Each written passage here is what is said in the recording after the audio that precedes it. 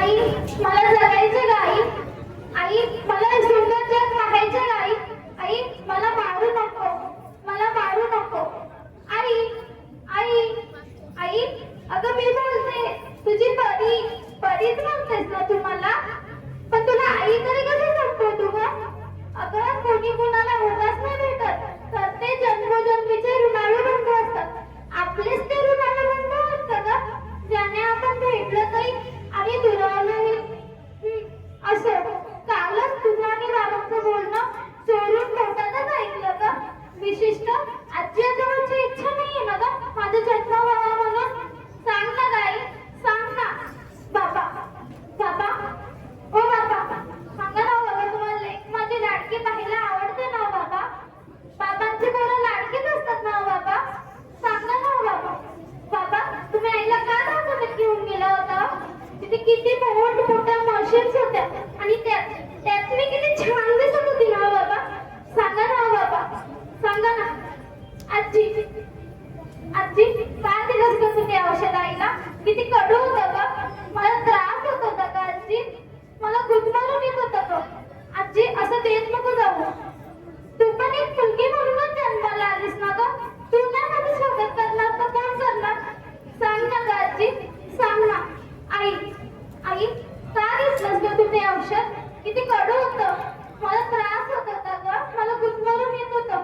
एक तर जन्माला तर घालून बघ तू, तुझेच रक्त पाशे माझ्यात ना निघता. अगं मी मुलगी, बहीण, पत्नी तर कोणाची आई? मग मला गर्भात घालण्याची का ग तुला घाई? सांग ना गाई, सांग ना. आई मला समजते तुझी तोंडी, तुझी घुसमट, पण मी मुळीच त्रास देणार नाही गाई. खर्चाचं बक्षीस ना, मग नवीन कपडे नको, मी ताईचे जुने कपडे घालेन. ताई शाळेत जाईन, ताईचे जुने दप्तर वापरेन, ताईची जुनी खेळणी खेळेन.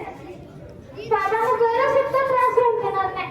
आणि शिकून खूप मोठी आहे, माझ्या हुंड्याची तयारी करेन.